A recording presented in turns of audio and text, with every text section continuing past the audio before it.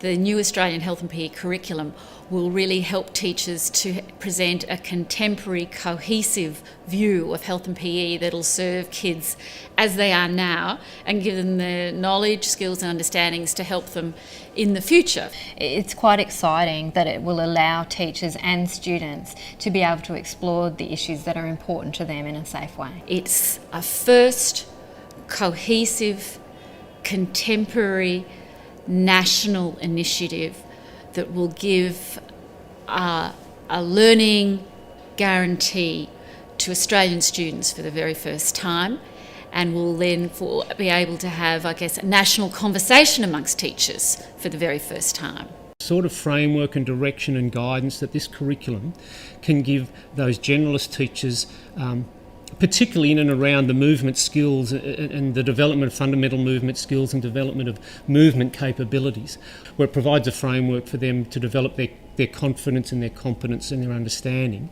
about delivering quality movement experiences for students. It's got two strands: personal, social and community health, and movement and physical activity. They've got sub-strands to them, but cross-cutting that, we've got 12 focus areas. By having that structure, we're allowing for integration where appropriate of those two strands, and that integration will then mean that teachers have really rich units and that time is used most effectively. The curriculum really acknowledges the diversity of students in the classroom, the diversity of relationships that they will have, and the diversity of families and cultures that they come from.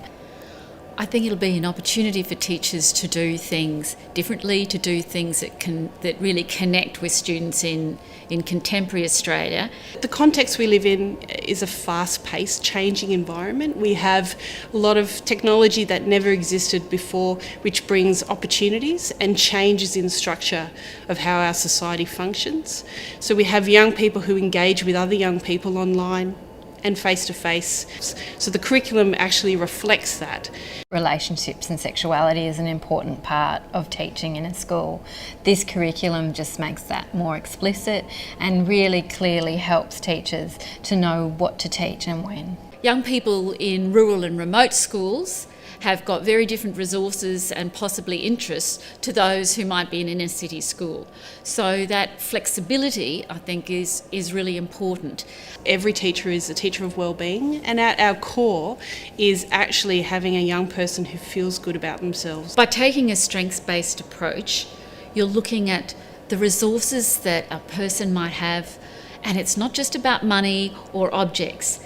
Everybody has got something to build on, whether they can connect with their family or there are some community connections they can make in order to lead a safer, healthier, more active life.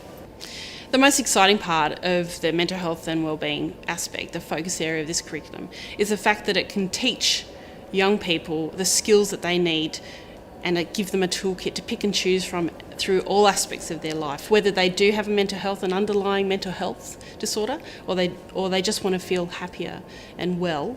The development of fundamental movement skills, as we would call them in the profession, they're the foundation for development of all movement for kids and then into adulthood. So to develop the fundamental movement skills through primary school, to put the building blocks into place through kindergarten into about year 2, and then to be able to build on those and develop students' abilities around reinforcing those fundamental movement skills really does set the platform for students then moving into a secondary context where they're able to specialise in a whole range of movement contexts, whether those be team games, individual, recreational, adventure type activities.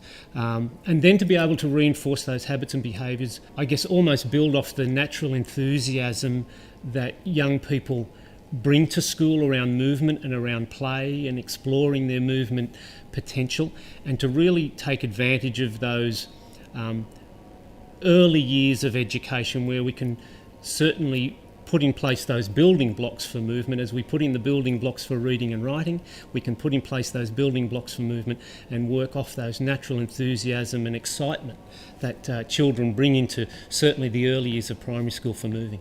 In the physical activity and movement strand, students will very explicitly learn a range of movement skills and knowledge about the movement.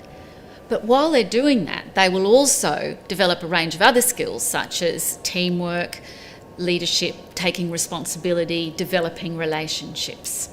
To know yourself well, to be a confident and resilient young person and a resilient adult, and to be able to function well as an adult and to have great relationships, and to know where to get help when you need it or when a young person that you know also needs it. It's also important so that they can make safe, informed, mutual decisions about the relationships that they have in their lives. Look, the opportunities that we'll have now to share resources across the nation, to share best practice across the nation is going to be a really exciting time.